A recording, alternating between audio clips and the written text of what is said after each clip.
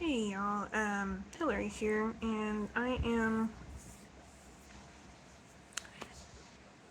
bringing you a video, creating a video, that I think needs to be created, and maybe you've seen them out there already, and maybe they're all different tones and vibes, but this one's mine, and let's get out with it. So this is a video about foster care, and this is not a rainbows and butterflies aspect video. There are wonderfully beautiful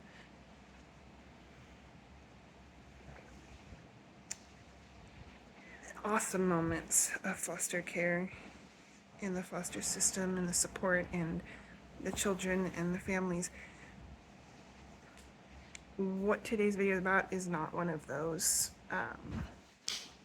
instances, and it has been a very, very hard, that's such a watered down description of the past. I would be lying if I told you I knew what day it was. The past question mark amount of hours. I think today is Wednesday.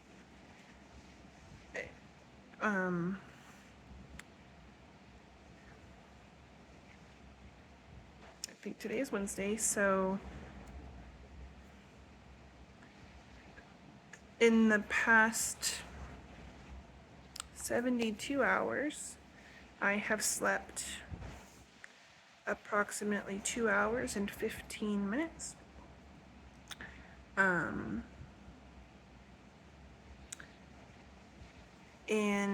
that is nobody's fault.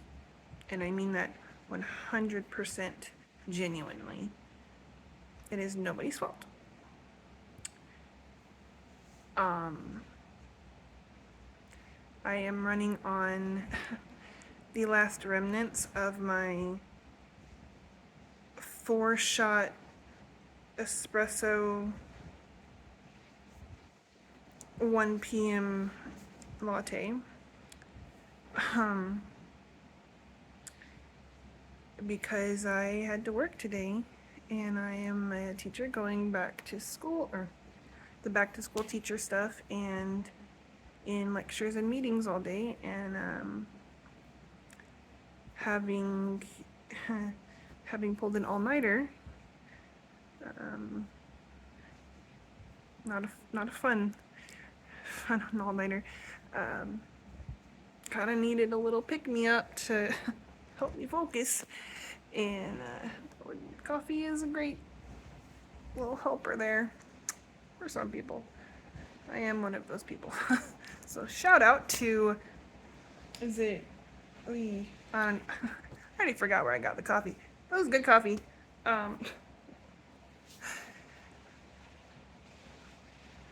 I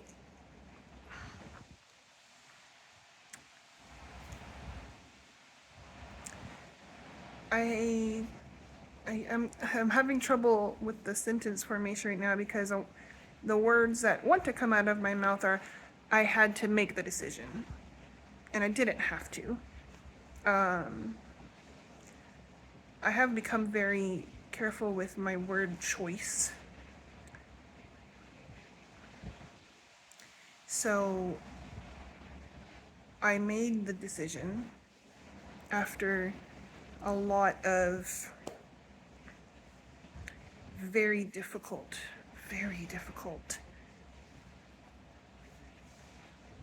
days and nights, and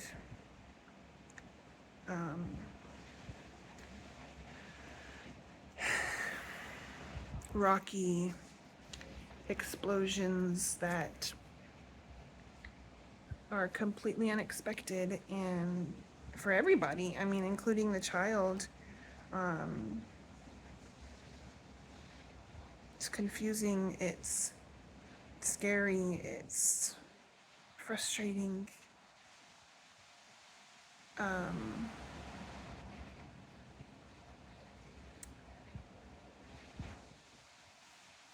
but I'm gonna say a statement I don't like either.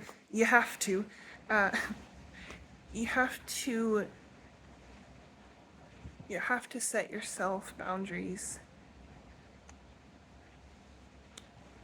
and those lines that I cannot allow this to continue anymore because it is no longer safe. I no longer have the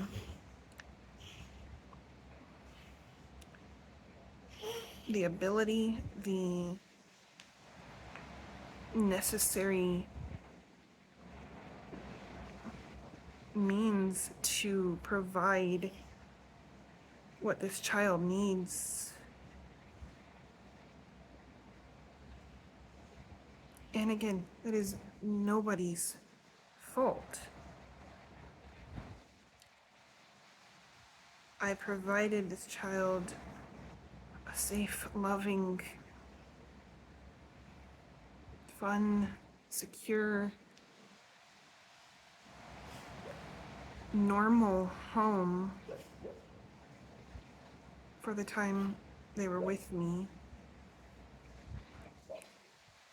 And what is going on in their head, in their brain, from their trauma, with their developmental hormones, with triggers that they might not even understand.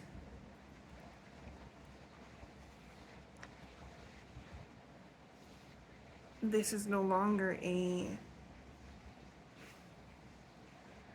habitat for that.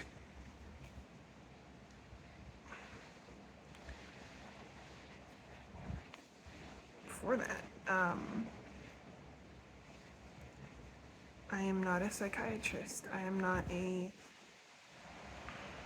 parole officer. I'm not a caseworker.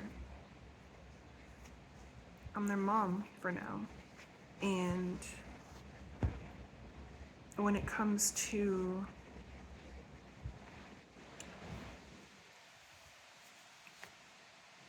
increased frequency, and not only that, but intensity in increased frequency of outbursts and meltdowns, despite everything we are trying to help, to advocate, to intervene, and to provide tools for, and to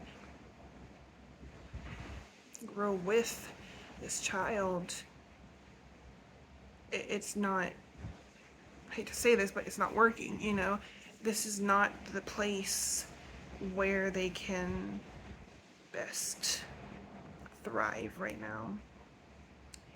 And it was in a moment where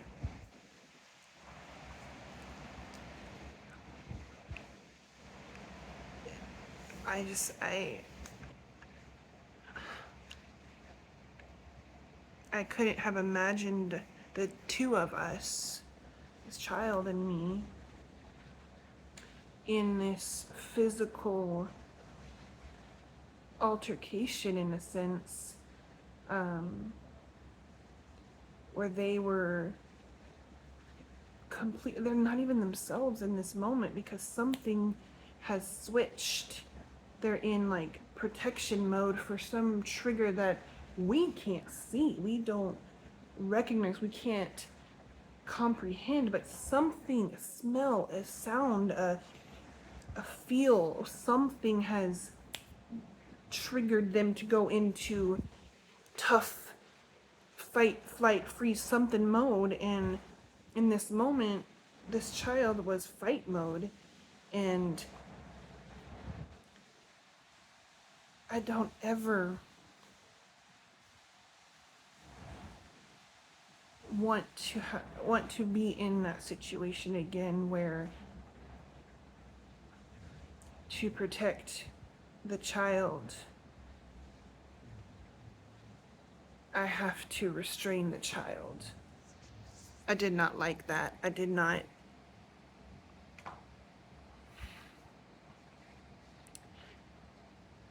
want that. And and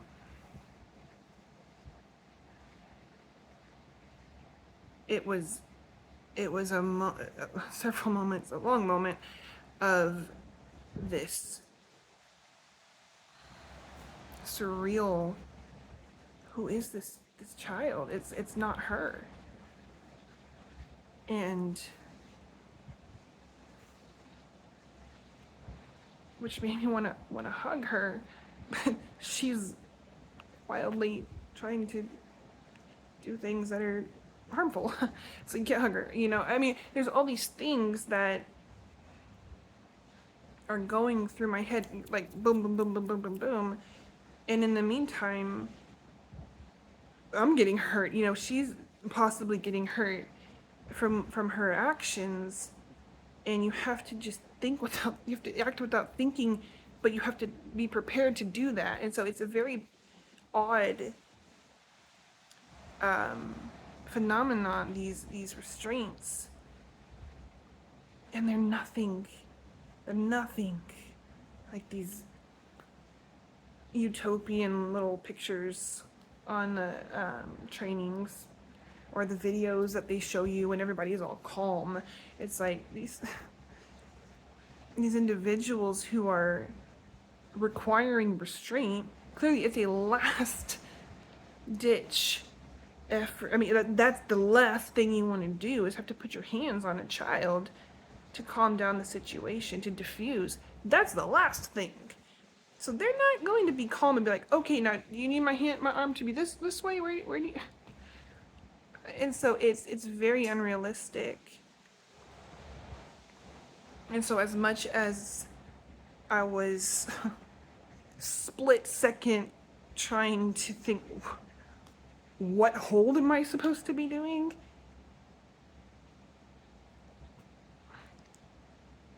It's not realistic. You try to get them literally restrained from hurting themselves and the environment around them. You try to get them contained, restrained. Least restrictive restraint. I mean, that's kind of how I see it. Could I name the restraint? I was like, no. Was I hurting her? No. Did she like it? No. Was she still fighting? Yeah. And she was strong. Did I get hurt? Yeah. Was it really her? Not in her head. She was this triggered fight version of herself. And so I just, in that moment, I realized this is not the home that is the best fit for her anymore. I cannot provide what she needs. I can't. She clearly, this is last resort scenario. What now?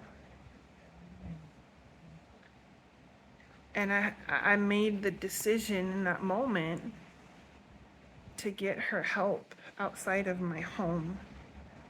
I cannot provide the help she needs here any longer.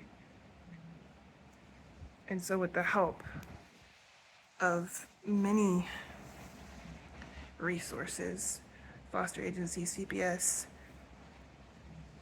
we were able to get her the help she needed for mental health, and it was one of the hardest things I have ever done is saying out loud so many times, because they keep asking you, are you sure? Is this what you want? It's not what I want. It's what she needs. And I love her enough to know this is for her good. And it is ripping my heart out.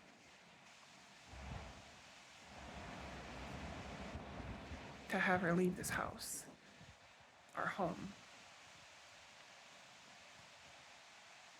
And they keep asking you, are you sure you want her to go? No, I don't want her to go. I want her to be well and get help. And I think as a parent in general,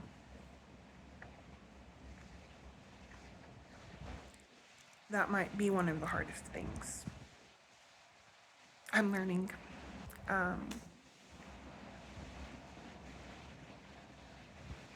When your child needs, when the help your child needs seems to them as if you are abandoning them.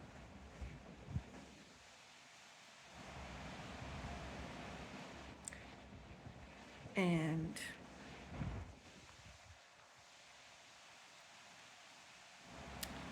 you have to keep repeating to trained individuals that this is my choice.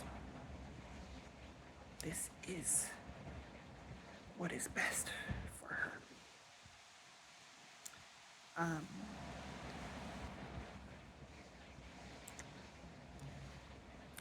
Now, I don't know if you got anything out of this video, but so far, this has been the hardest part of foster care for me.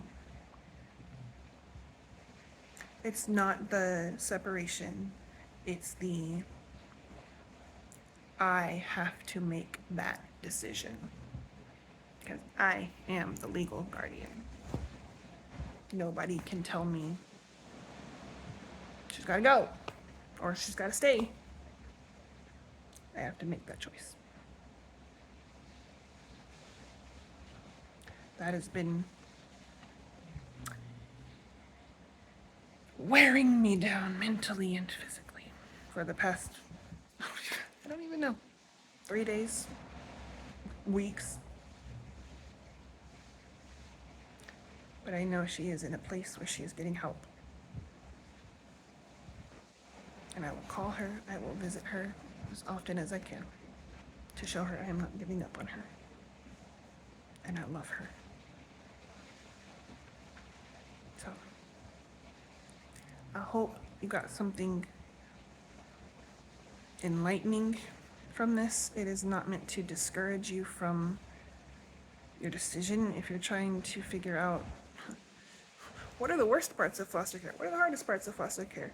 Well, this is definitely a hard part.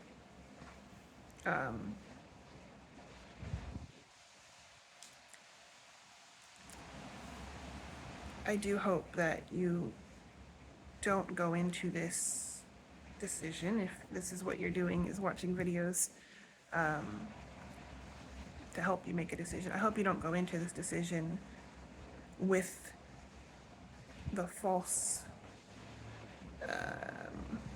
lenses of, I'm a parent, I can do this. I have kids. Or how hard can it be? And I really don't think many people are gonna have that attitude, but I don't know, I might be surprised. But I'm not emotional, I'm thick-skinned. Okay. Okay. Just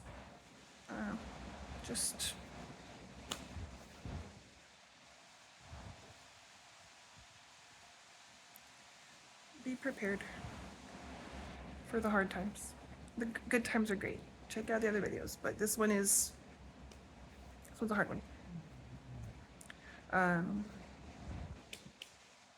I will say A strong support system is definitely necessary to get you through. People, you need to be able to talk to people. Parents, your friends, your siblings, whatever, your caseworker, if they're great. Mine are awesome. Like, awesome. Always checking in on me. So, my mom just now, she's like, okay, are you home yet from work? I'm sending you money for dinner. Just pick what you want on DoorDash and tell me how much it is. So, I mean, those kinds of things. It's not like, hey, you want me to send you some food? No, it's that I'm going to order something. You need those kinds of people in your life for these hard times. Or if you are that person, be that person for someone else. If if you know someone else, right, going through it. Anyways, I will stop being Debbie Downer because I know it's kind of how I'm sounding. I'm real tired. So I kind of sound a little froggy. That is my sleep deprivation. I am gonna let you go now and go watch some of the happier videos if you feel like it, or keep watching the ones that tell you how the low valleys are. The mountains are great. Mountain tops are great, but the valleys are where some of those greatest bonds are tested too. And that's necessary. God is in all of them. I'll see you around, guys. Hang in there.